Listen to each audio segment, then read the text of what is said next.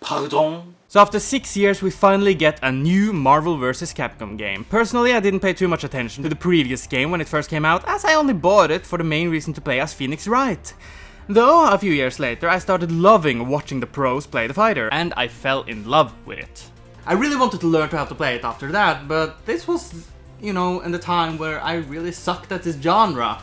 I mean, I didn't really get good at fighting games until Injustice 1 came out, and even then I only played that game. But at the time, I watched the YouTuber Lytheros' video constantly, so Marvel was always on the back of my mind. And then Marvel vs. Capcom Infinite got announced, and I was certain, with 100% certainty that is, that I wanted to learn it and be good at it, better than I've been in any other fighters. And now that it's out, I love it! For what it is inside. Because that's what counts, right? Okay, let's just start with what they advertised the most. The story. Hey, we're awesome guys. Yeah. Nice. It is ass! Okay, that's a bit rude. Let's try it again. It is asinine! How they could put the majority of their budget into this, for what I've heard, that is, I don't get. So the narrative goes like this. The worlds of Marvel and Capcom has converted into a singular dimension, and Ultron Sigma, an amalgamation of Ultron from Marvel and Sigma from Mega Man, is trying to get all the Infinity Stones to make the entire world into metal, including all life forms. So the heroes go together to find the gems to stop him. Along the way, we will see other characters with their own agendas, but the main focus is on the robot. And Jeddah. And Thanos. Okay, the story is a mess, but what really ruins it is the writing and presentation of it. In other words, it just sucks. Nice.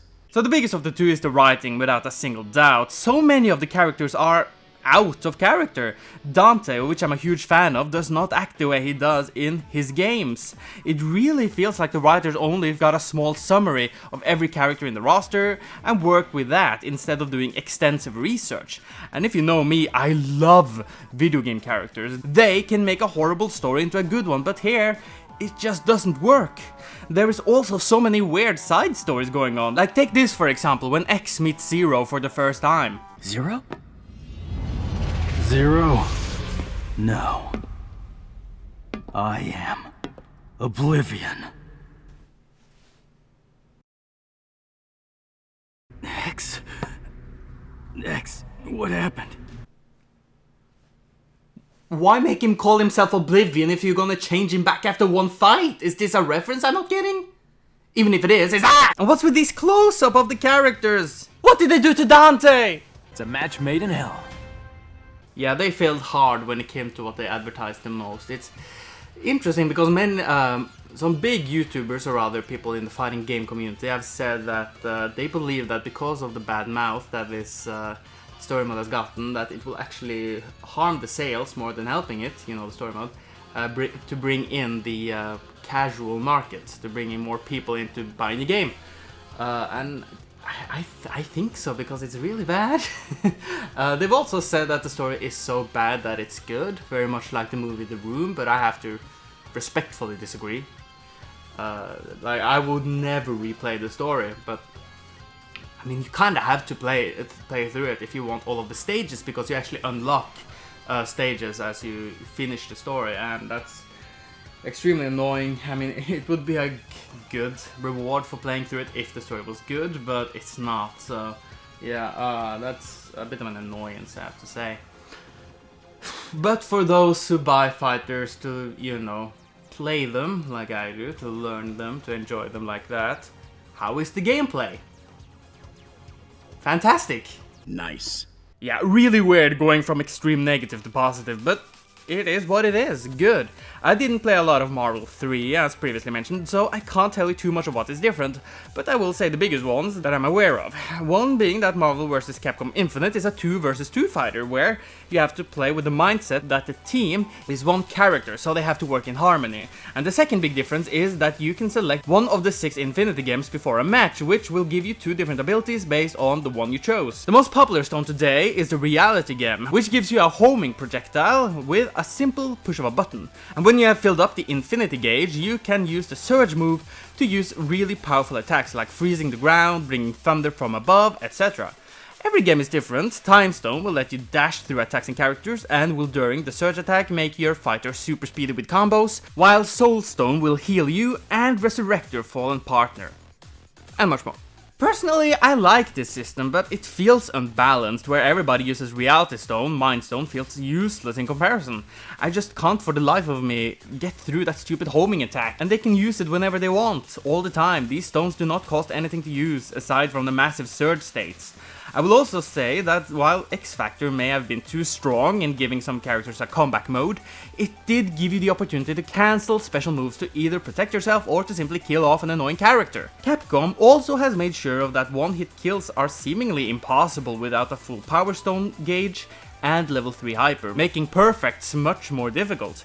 On one hand, I like this change, as for those who are trying to learn the game, it won't feel like the world is going against them when meeting tougher players, but on the other hand, I like knowing difficult combos that rewards me for executing them flawlessly, and here it seems like the more difficult the combo, the less the reward. It just isn't worth it. But overall, the gameplay is much easier here than before, aside from the synergy between your team, which you have to learn.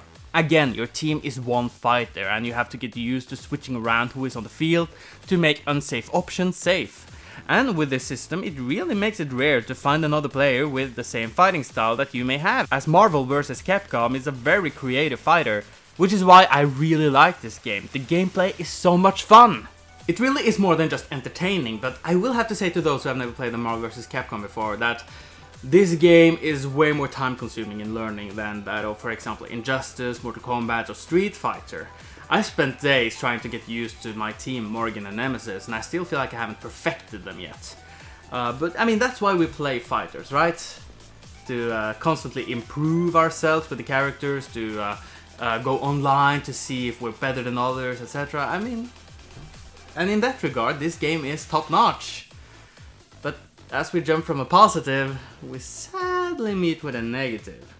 The biggest one, probably. The presentation. Wow. Wow. Wow. Yeah, do I even need to say anything here? I mean, if you did any research of the game before it came out, you should already know the problems.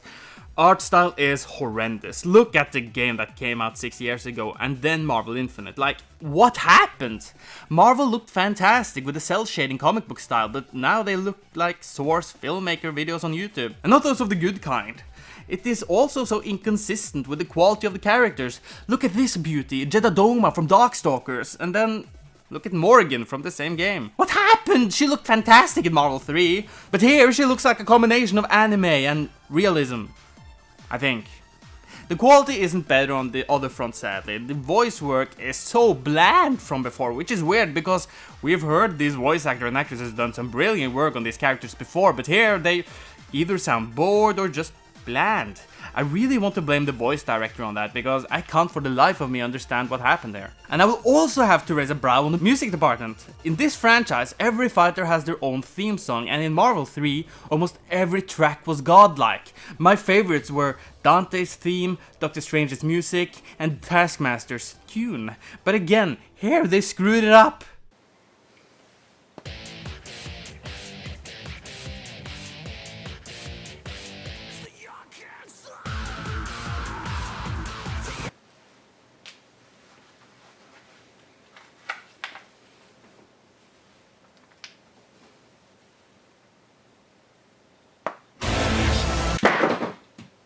I only really like 2 of the tracks in this new game, Nemesis and Crisis. But one thing I do have to mention is that they seem to have tried to make the Marvel characters' themes sound like they could be in the now popular Marvel movies, but just like the songs from the cinematic films, these are so forgettable. Listen here to Spider-Man's music from the third installment.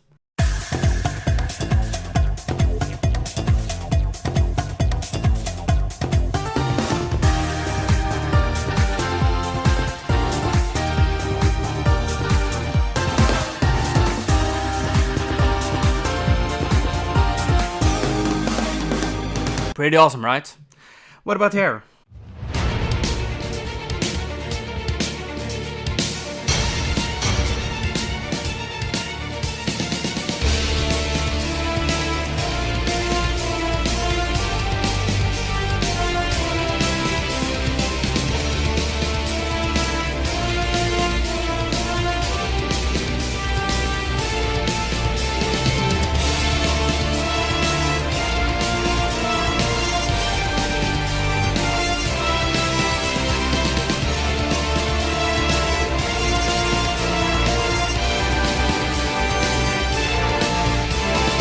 I will admit, it sounds good when you focus on the music, but when you are in-game, it just sounds like a replica of any of the Marvel characters' personal ones. I mean, listen to Iron Man's new song.